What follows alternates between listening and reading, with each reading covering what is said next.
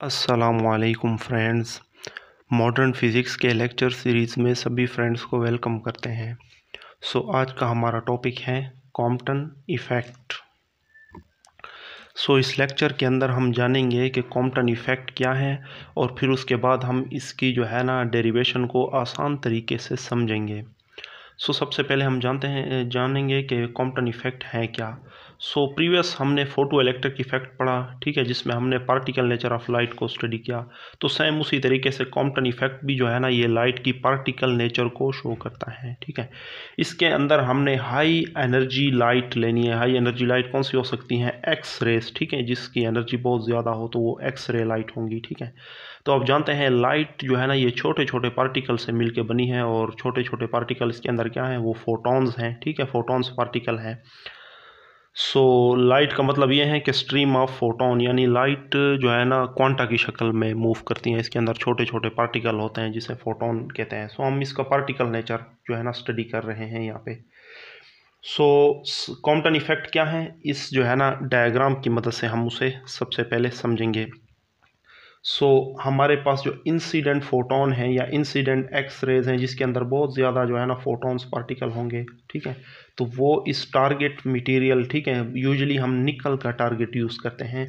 तो जब वो इससे स्ट्राइक करेंगी तो इसके अंदर जो लूजली बाउंड इलेक्ट्रॉन है वो एक तरफ स्कैटर हो जाएगा और एक्स रेज जो है ना वो किसी और डायरेक्शन में स्कैटर हो जाएंगी। क्लियर।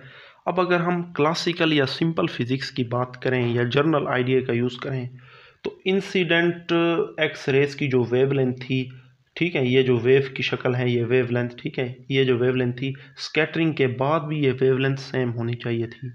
लेकिन ऐसा नहीं हो रहा क्योंकि इंसिडेंट पार्टिकल के पास एनर्जी बहुत ज़्यादा है, ठीक है।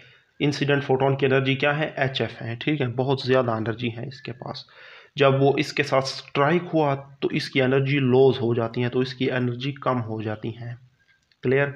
इस फोटोन की एनर्जी इसके साथ स्ट्राइक करने पे कम हो जाती है क्योंकि कुछ एनर्जी जो है ना इलेक्ट्रॉन को यहाँ से स्कैटर कराने में लग जाती है और कुछ उसको फर्दर मूव कराने में लग जाती हैं।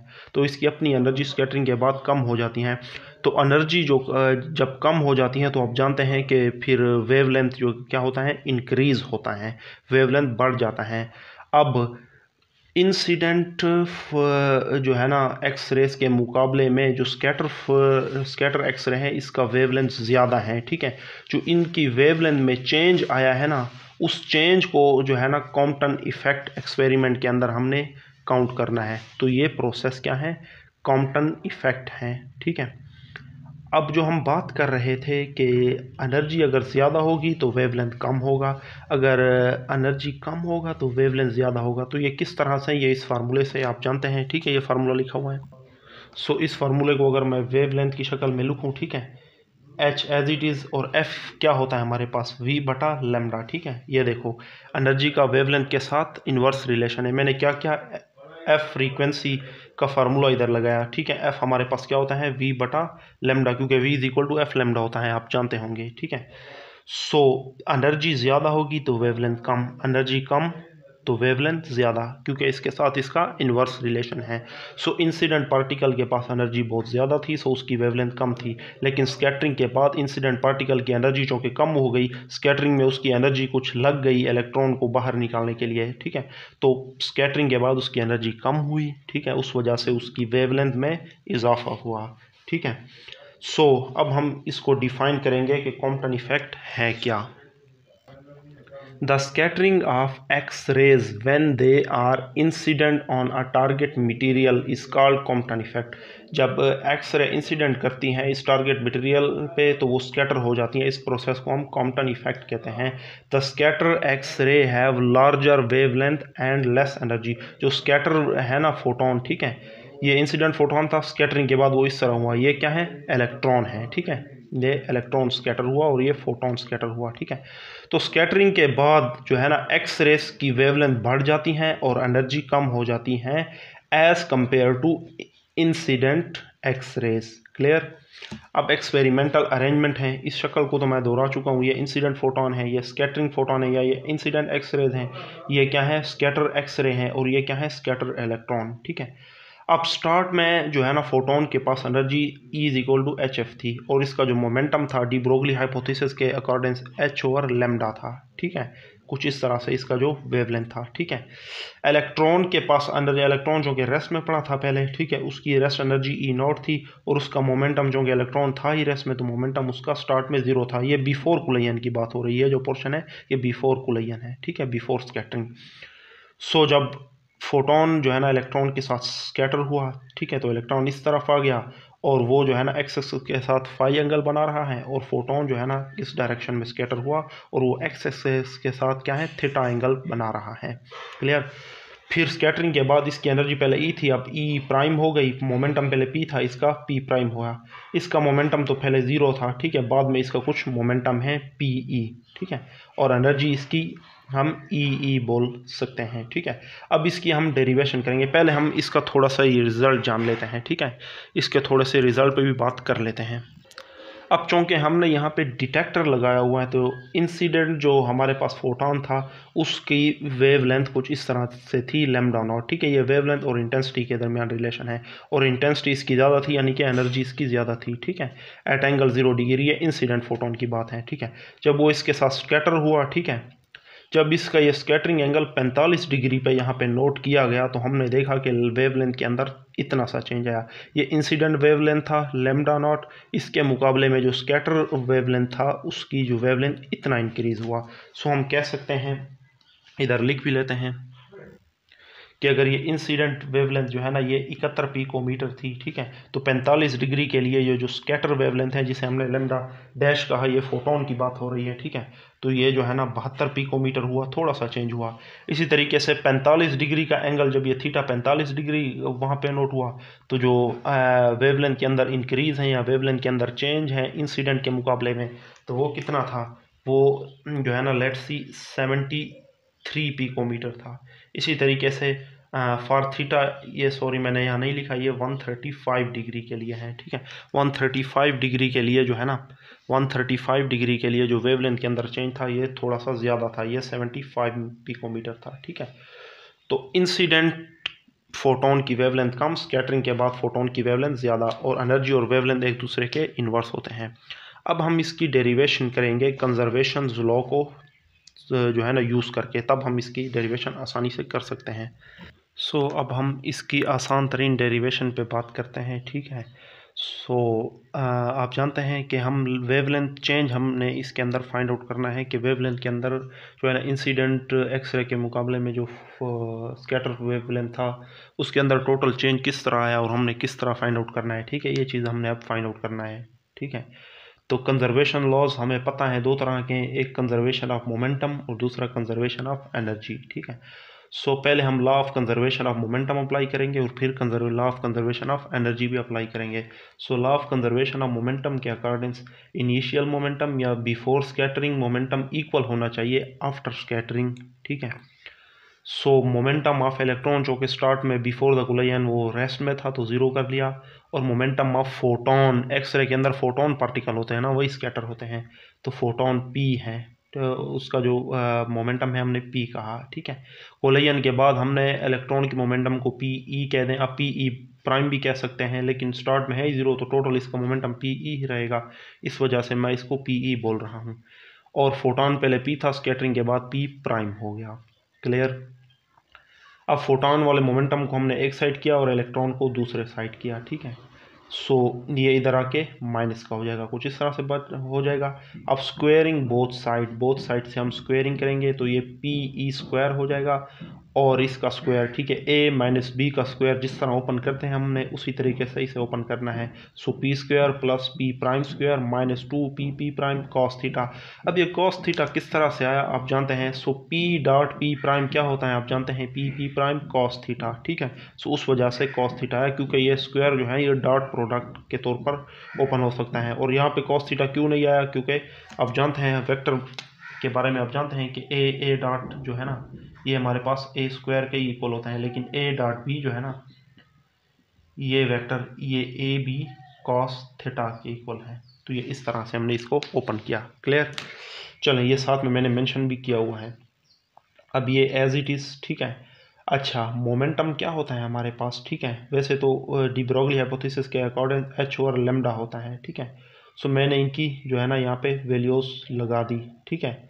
सो यहाँ पे फ्रीक्वेंसी को मैंने जो है ना वी कह दिया, आप जो है ना इसको जो है ना म्यू कह दिया, आप इसको एफ भी पुट कर सकते हैं। सो चले मैं भी एफ ही कर देता हूँ, ठीक है।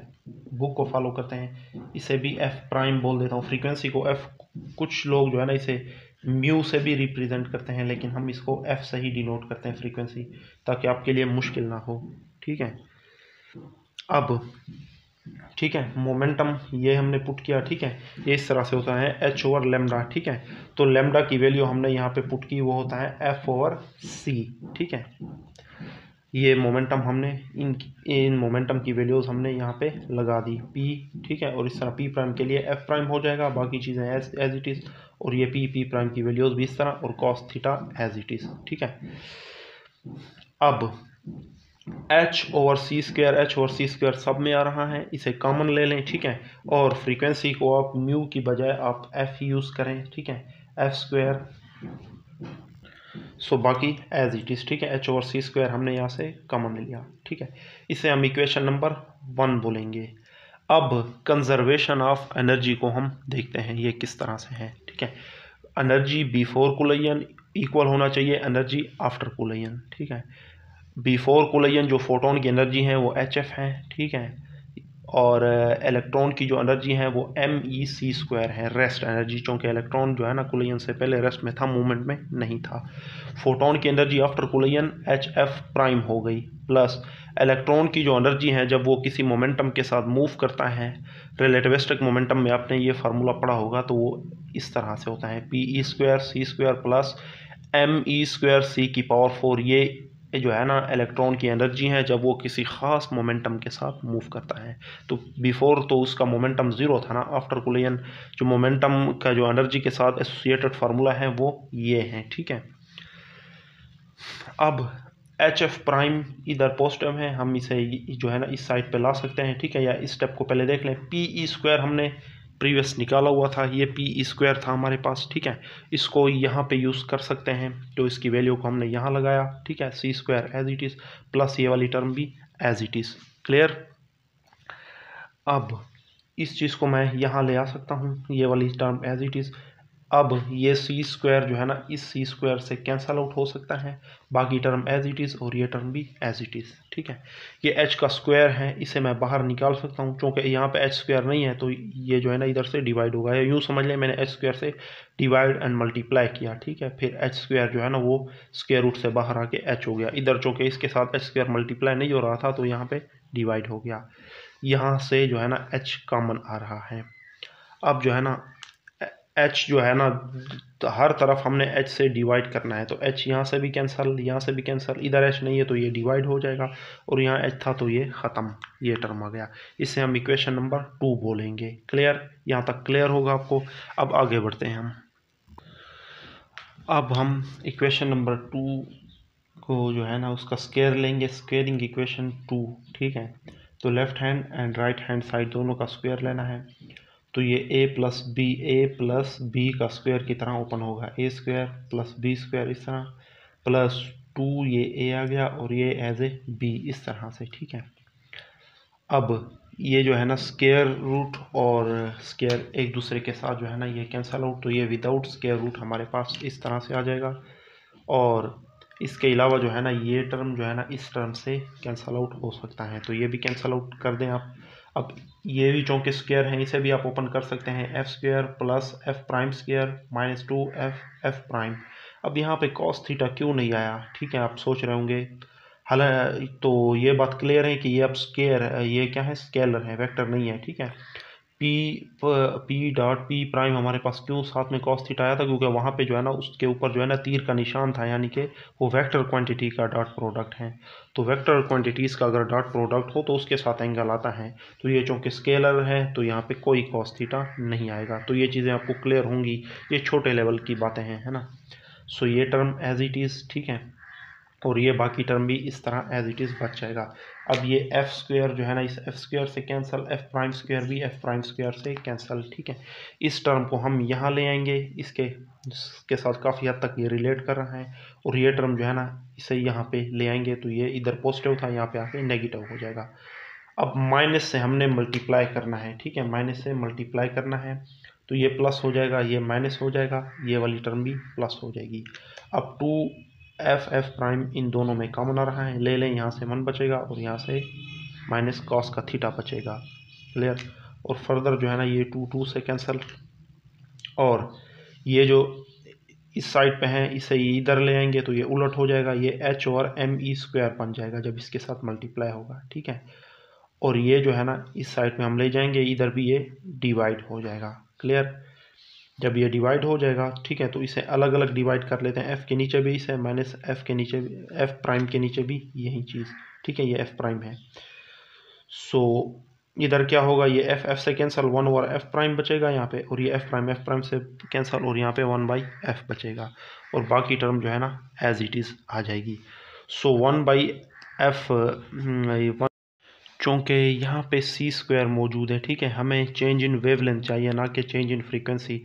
तो हम फ्रीक्वेंसी को वेवलेंथ में कैसे कन्वर्ट कर सकते हैं, इस इक्वेशन को हम सी से मल्टीप्लाई करेंगे, ठीक है। तो ये सी से मल्टीप्लाई हो जाएगा, यहाँ पे भी सी जो मल्टीप्लाई होगा, ठीक है, वो सी जो है ना इस सी स्क्वायर के एक सी से कैंसल आउट हो जाएगा, और हमारे पास कुछ इस तरह जो बचेगा। अब सी ओवर एफ प्राइम हमारे पास क्या होता है, ये होता है लैम्डा प्राइम, ठीक है, माइनस ये क्या होगा, ये लैम्डा होगा, is equal to 1 minus cos theta into H over MEC, इस तरह से हमारे पास आ जाएगा, ठीक है। अब ये हमारे पास चेंज वेवलेंथ है, ये है लैम्डा प्राइम जो है ना स्कैटरिंग के बाद का जो वेवलेंथ है फोटोन का वो है, और ये बिफोर स्कैटरिंग वेवलेंथ है फोटोन का, ठीक है। तो इन दोनों के दरमियान कितना चेंज है, कितना वेवलेंथ यानी कि स्कैटरिंग के बाद हमारा इंक्रीज हुआ, वो हम इस फार्मूले से कैलकुलेट कर सकते हैं। सो लैम्डा प्राइम माइनस लैम्डा को हम डेल्टा लैम्डा बोल सकते हैं, और ये इक्वल टू है 1 minus cos theta into H over MEC, ठीक है। ये है हमारे पास लास्ट एक्सप्रेशन, ठीक है। इस फार्मूले को हम कॉम्पटन शिफ्ट भी कहते हैं, ठीक है। तो कॉम्पटन इफेक्ट जो है ना यहाँ तक ही है। कॉम्पटन इफेक्ट के बारे में आपको पता चल गया होगा, ये हमें क्या बताता है, ये हमें ये बताता है जो स्कैटरिंग वेवलेंथ है उसके अंदर इतना चेंज आता है, ठीक है। अब वो किस एंगल के साथ हुई चेंज, हम यहाँ पे चेंज लगाएंगे, जस्ट एंगल ही हम यहाँ पे पुट कर सकते हैं, बाकी वैल्यूज तो हमें अक्सर आती हैं। h यहाँ पे कांस्टेंट है, उसकी वैल्यू का भी हमें पता होता है, c स्पीड ऑफ लाइट का भी पता होता है, और me जो मास ऑफ इलेक्ट्रॉन है उस चीज़ का भी हमें पता होता है, ठीक है। तो चेंज इन वेवलेंथ हम इस फार्मूले से कैलकुलेट कर सकते हैं। सो आई होप आपको ये लेक्चर क्लियर होगा। तो अगर आपको कोई डाउट है तो आप कमेंट सेशन में पूछ सकते हैं। सो नेक्स्ट लेक्चर तक के लिए अल्लाह हाफिज़।